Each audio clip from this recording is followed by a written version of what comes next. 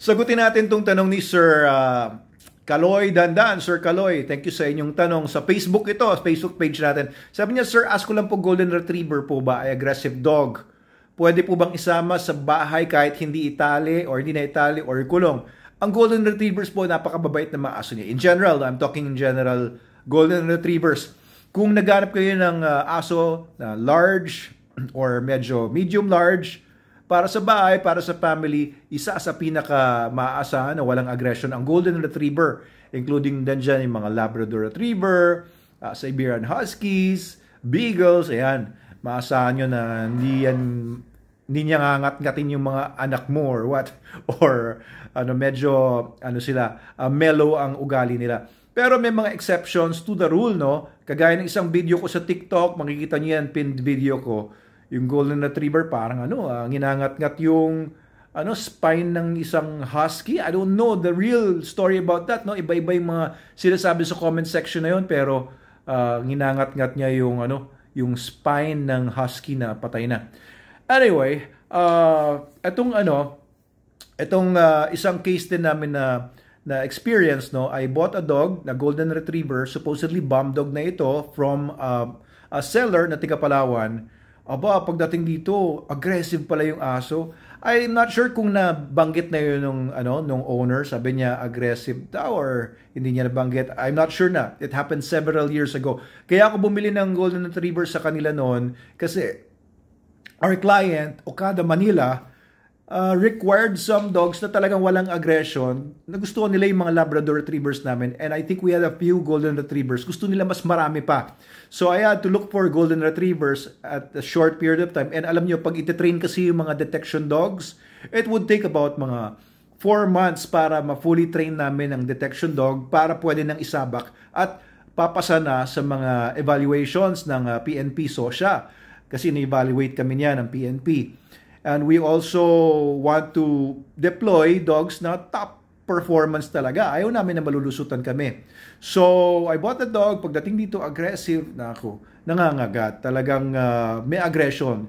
And that's very atypical. Ibig sabihin, hindi yun typical na characteristic or behavior ng mga Golden Retriever. We also have a lot of Golden Retrievers. For example, I bought 3 show-type Golden Retrievers na may mga mahusay naman ng mga drives from Silver Fern Kennels. Ayan. So, yan. I was very happy. Ang gaganda yung mga linyada niyan from Canada. The best show line ng mga Golden Retrievers. Isa na lang doon ang nabubuhay pa ngayon, si K9 Prince Simon. Nasa Manalo K9 yon. Sobrang babait ng mga aso niyan. Ang gaganda ng mga aso. Pag gumalaw sila, talagang mabibighani ka sa beauty nila. Golden Retrievers are such beautiful dogs, no? And they're very behaved and matalino mga aso yan. Kasi may iba-ibang linya din ng mga Golden Retrievers. May mga Golden Retrievers na for show. Yan yung mga hindi ginagamit sa field type. Pampapogi sila. Ang popogi ng mga aso na yan, they will win shows, they will win best of breed, best in group. It could also win yung mga best in shows. So, talagang magaganda mga aso, magaganda gumalaw. Ang ganda ng balahibo, golden, shiny golden, di ba? Para talagang nagiglimmer siya na parang gold. Pero, these dogs lack the stamina, the endurance that the working line Golden Retrievers have. Meron kasi mga Golden Retrievers na working line or mga field type na tinatawag kasi ang original purpose ng mga Retrievers, Golden Retrievers man yan, or Labrador Retrievers, or iba pang Retrievers, ayan yung mga nagre-retrieve ng mga nahuling ibon or iba pang prey ng mga hunters sa Europa. So, kahit sa Amerikas, mga maril sila ng ibon, kukunin niya, halimbawa, duck, no, nahulog sa tubig, talagang kukunin ng retriever yan. O, kaya magagaling sila lumangoy. Supposedly, may magsasabi na web yung feet nila, yung coat nila ay water resistant, and they love the water so much. Kaya, kung may Golden Retriever ka, tuwa-tuwa yan sa tubig. Kung meron kayong swimming pool or maliit na batyayaan, magkakawag-kawag yan dyan. Gustong-gusto nila ng water. Ayan. So, I would really suggest the Golden Retriever kung meron kayong family with kids. Ayan, if you want a large dog, ayaw naman a small dog, Golden Retriever is the number one breed of choice that I would recommend you. Ayan. Pero of course nga, you have to choose the proper line kasi yung mga field type medyo ano yan, medyo magaslaw yan kasi matataas ang drives nila ginagamit. Yan ang gustong-gusto namin gamitin sa canine work. Pero kung gusto niyo naman yung mga laid back lang, alam niyo, pahiga-higa lang dyan, pa-cute-cute lang, di ba? So, yan yung mga show type. Hindi porque hindi siya pang show, hindi siya kasing ganda ng mga pang show, ay field type na, hindi ganon. So, meron kasing mga iba, field type daw yung aso nila, pero hindi naman pang trabaho yung parents. Sinasabi lang nilang field type kasi hindi pwedeng lumaban sa show dahil hindi siya ganun kaganda.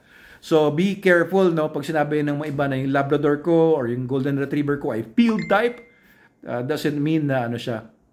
It doesn't mean na field type siya talaga. So, check out yung parents ng Golden Retriever na kukunin nyo, Sir Kaloy. Tignan nyo kung maayos yung mga ugali before you bring him home. Kung importante sa inyo na hindi aggressive yung makukuha yung aso. Kasi it's going to be a lifetime of either pleasant experience with a good behaved, well-natured Golden Retriever or sakit sa ulo. Bihira lang naman yung may mga aggression na Golden Retriever, pero 'di ba, hindi naman maganda kung mapunta ka pa doon sa maliit na percentage na yon na nakakuha ng aggressive na Golden Retriever. So do your due diligence. Ayan, Sir Kaloy, I hope na maging masaya yung experience ninyo. Go for it. Pero do your due diligence and pakainin nyo sa Golden Retriever nyo. Of course, SDN, the best dog food in the multiverse. Para po yung aso ninyo. At yan para yung aso ninyo talagang maganda ugali. At saka healthy, hindi magkakasakit at mahaba ang buhay. SDN 42, yan yung recommendation ko para mas maganda pa rin yung coat ng aso ninyo and everything. Okay, mabuhay po kayo. At Super Dog Soap, pampaligo nyo para maganda. O Super Dog Shampoo.